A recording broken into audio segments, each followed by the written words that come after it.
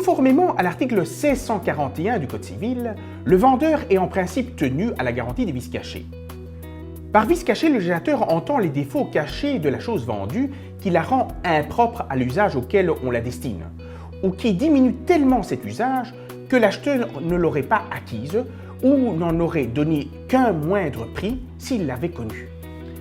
4 conditions sont requises pour que la garantie des vices cachés puisse jouer. Un défaut important, antérieur à la vente, caché, c'est-à-dire qu'un examen immédiat ne permettrait pas de le découvrir par les moyens raisonnables dont dispose un acheteur consciencieux, et non connu ni accepté de l'acheteur. Les parties sont toutefois libres de modéliser la garantie des vices cachés en prévoyant des clauses extensives ou restrictives de la garantie. En effet, il découle de l'article 1643 du Code civil que s'il ne connaît pas l'existence des vices cachés, le vendeur peut, en toute légalité, s'exonérer de la garantie. Puisqu'elle déroge au droit commun de la vente, les clauses limitatives ou exonératoires de la garantie des vices cachés sont d'interprétation stricte. Ce sont donc uniquement les vices qui sont précisément mentionnés dans la clause qui échappent à la garantie légale. Seul le vendeur de bonne foi, c'est-à-dire celui qui ignorait l'existence du vice, peut se prévaloir d'une telle exonération de garantie.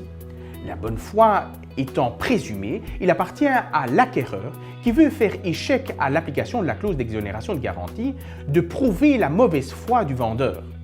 Cette preuve peut être faite par toute voie de droit. En pratique, l'acheteur peut par exemple demander au juge de désigner un expert afin de déceler si des mesures avaient été prises par le vendeur pour traiter ou cacher le vice. Toutefois, si le vendeur est un professionnel tel qu'un agent immobilier, il est présumé être de mauvaise foi. En effet, on considère qu'il connaît en principe les vices dont la chose est affectée. Cette assimilation du vendeur professionnel au vendeur de mauvaise foi est cependant réfragable. Le professionnel peut donc s'exonérer en prouvant son ignorance invincible, à savoir le fait que le tout vendeur, du même degré de spécialisation, normalement prudent et diligent, n'aurait pas pu déceler le vice malgré un examen attentif de la chose.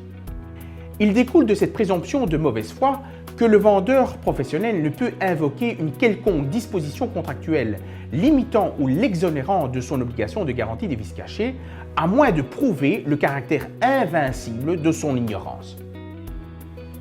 De plus, l'article 6.83, 14e du Code de droit économique, interdit dans les contrats entre un vendeur professionnel et un consommateur toute clause supprimant ou diminuant la garantie légale en matière des vices cachés prévue par les articles 1641 à 1649 du Code civil. Cette interdiction ne vaut cependant que pour les ventes conclues entre une entreprise et un consommateur.